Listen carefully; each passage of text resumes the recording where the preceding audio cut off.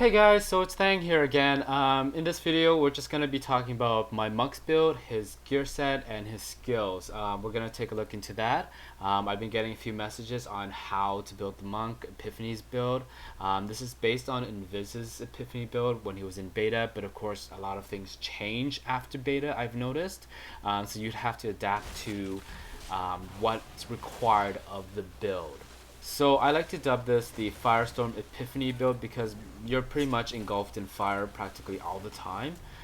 It is strenuous on your spirit if you don't build it correctly, but I mean it's a great build because you just pretty much run through everything and things just die if you have enough DPS for it. Anyways, let's take a look at the skills. So as you can see, it is a basic template for the Epiphany build. The two main skills that you really require is the Tempest Rush and Epiphany itself. Those two are required. The other ones you can mix and match if you wanted to. Like I said, this build is a bit strenuous on your spirit, especially when you're outside of Epiphany and you're constantly doing Tempest Rush all the time. So anyways, for the primary skill, I like to have that Wave 100 Fist, but if you are in need of spirit, then go Quickening when you're outside of Epiphany. You know, it does regen 4 spirit per enemy hit, but with what I do, I mean, I don't need the extra spirit regen when I'm outside. I can constantly do Tempest Rush yeah, so that's why I have Fist of Fury. It's my main DPSer when I'm not doing Epiphany. Now, the secondary, which will always be in your secondary, is Tempest Rush. You can either have two. The Northern Breeze, which I like because it increases my damage for Tempest Rush by 285, and it decreases the spirit spent by 8 spirit instead of the original 10 spirit. Yeah, I mean, if you can't want to rush through and you have the DPS for it, then do the Tailwind if you want to, but I prefer Northern Breeze for the extra DPS. So let's look at Epiphany. Now it has pretty nice runes to use. You know, Desert Shroud, Ascendance, Soothing Mist. Soothing Mist, Windwalker, and Inner Fire. But the one that we're focusing on is Inner Fire itself. Now, as it says, engulf yourself in flames, causing your attacks to assault enemies for 353 weapon as fire. Now, when you're meleeing an enemy, you know, it'll just shoot out a fireball, just one single fireball. But since it's coupled with Tempest Rush, it has a different mechanic.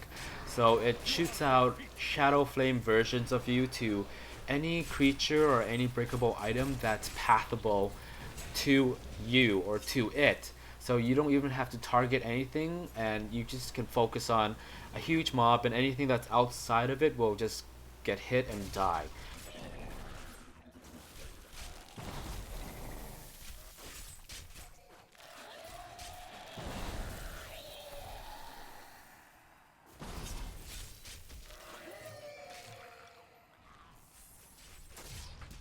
That ability is not yet recharged.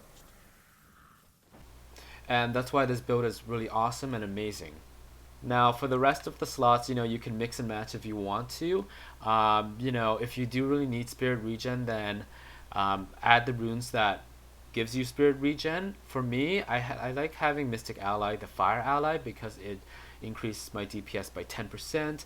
Plus, also when I activate it, it splits into 10 different smaller allies and explodes for 150 damage as well. And that's actually pretty great for me. But yeah, it does have a 30 seconds cooldown, but that's okay. I'll explain later why. But yeah. And now for mantra, you know, like I said, if you do need the spirit regen, then go for the circle of breathing in the mantra of healing mantra.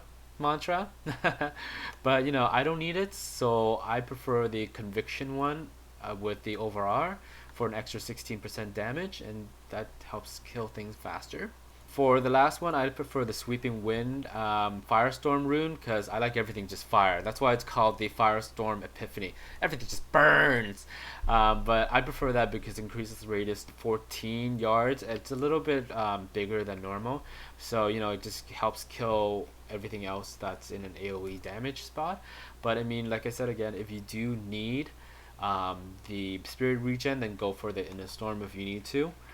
So, you know, for passive skills, you can mix and match anything you want, but the most important thing that you want for this Epiphany build, or even moving forward to another build that I hopefully will have, is the Beacon of Yitar. Now, why it's important, I will explain that in a moment, is because it does reduce all your cooldowns by 20%. 20% is actually a lot of time wasted or gone or saved, or however you want to say. But that's very important to have in this Epiphany build, and also in another build that in another day, if I get the item, I will show it to you. So with the other two skills, you know, I do have the Exalted Soul and the Chance of Resonance. Now these two helps to increase my spirit regen by a total of 4 each, you know, and that helps me out a lot because when I'm not in Epiphany mode, you know, it helps me with the Tempest Rush, so it doesn't eat all my spirit down. So in other words, Tempest Rush is only using 4 spirit rather than 8 spirit. So yeah, you can, you know, alternate these two if you want to, but for me, I prefer them because they do help out with my spirit regen when I'm out of Epiphany.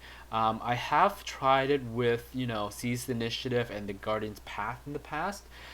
This does help me to survive a little bit more, but it really does drain on my spirit when I don't have the Exalted Soul. And also the Guardian's Path with the 35% is actually not that great when you only have when you're only gaining 2 spirit per second. It's actually really horrible. So I wouldn't really recommend this unless you have like higher spirit regen. But yeah. So lastly, I have the Momentum, which increases my damage by 15% if I move 30 yards. Now, because I have Tempest Rush, you know, I'm always constantly moving, and I'm not stopping really unless I'm out of spirit, and that sometimes I am out of spirit, but I'm constantly moving, so I'm always constantly getting this buff. It's actually better than the combination strike because the combination strike is only 10 seconds, and you actually have to stop and punch something to actually get that buff, get that passive to actually activate, which sometimes you do forget. So that's why I prefer Momentum, because you're always moving. Unity is good as well, but only if you have like 3 people or more in your party. Yeah, if you don't have 3 people or more, then it's not that great to have. I'm just letting you know that. So now that we finished the skill set, what we're going to look at next is my gears. So I'm going to pop up the detail option. What you notice here the most, that you should notice, is the cooldown reduction that I have at the moment. It's 55.37% reduction. So when I said that the Beacon of Yitar is really important in this build, it's actually really important in this build. Because when you hover over Epiphany, it says there's a cooldown of 60 seconds. That 60 seconds is a long time in Diablo 3. I mean, why bother even having Epiphany if you still have 60 seconds? So if you do pop your Epiphany, you know, it lasts for 15 seconds, so you have an extra 45 seconds to wait until the next one. It's pretty much useless if you're gonna do that, right? So, I mean, if you do have anything over 50% cooldown reduction, I mean, you're only waiting for 15 seconds to pop Epiphany again rather than 45 seconds. 45 and 15 is a huge, huge difference, you know? Yeah, so you really have to reduce the cooldown as much as you can to actually make this build as effective as it can be. Yeah, so the cooldown affects all your skills across the board. I mean, every single skill that you have will be cut down by that amount. I have 55.3%. I mean, that's pretty much a lot. So let's pop my Epiphany and my Fire Ally and see how fast they pop. See? I mean, I'm not waiting that long in between Epiphany and Fire Ally to pop it again. So I mean, I'm actually increasing my DPS a lot more than I would if this was like 600k or something. See, I can pop another Fire Ally right now, even before Epiphany ends. So with that being said, you know, you have to arrange your gears wise appropriately so that it reduces the cooldown by not gimping yourself out. I mean, my damage is not that great because of my gear wise, but my toughness is pretty high, so I can survive, and so is my healing as well. That's also because of my Templar. So now let's look at my gears. When you look at my sword right here, my main hand sword, I do have reduced skill by 10%, and then my next sword I have it for another 10%. I do have the gem up here for an extra 12.5%. I believe my shoulder has 7%. What else does it have it on? I don't remember. It's been a while. I think that's it. But yeah. Oh, and also my amulet for another 6%, which is not the highest. Sad face, but whatever. But yeah, those help to reduce it down a lot with the beacon of guitar, and also um, my Nephilim skill as well. We'll go into that in a bit, but that's how you want to manage your skills if you do want a effective Epiphany build where you're only waiting for 10 seconds at least, or 12 seconds. I believe with my cooldown I'm waiting at least for 12 seconds in between. And yeah, that's how you should manage your gear wise. After you get above 50% or at 50% or close to 50%, you can enchant, re-enchant, re-roll it to anything else you want to.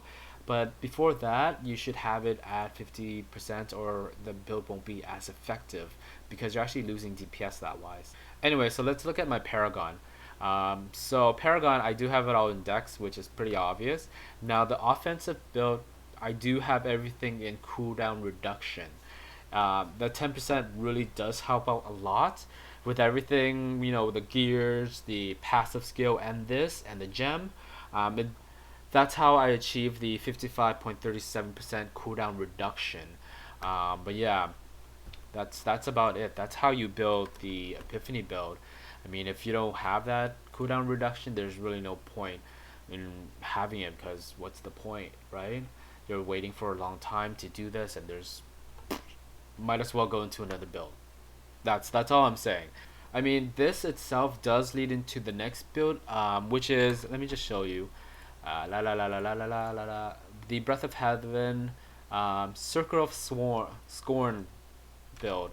It increases your damage by 505 holy damage. It's also an AoE. I have 50% now, 55% now. When I get this item, it decreases my cooldown to 50%. So Breath of Heaven would be pretty much instant for me every single time I touch it. So that's a lot of damage itself. But yeah, so that's basically the build itself. You can mix and match anything you want, but the cooldown reduction is the most important thing that you need or you want. Anyway, so I hope you guys enjoyed this video. I hope it helps you out. If you do like it, of course, press like, and of course subscribe to my future video. Much would be appreciated, of course. Anyways, I'll see you guys later. Bye!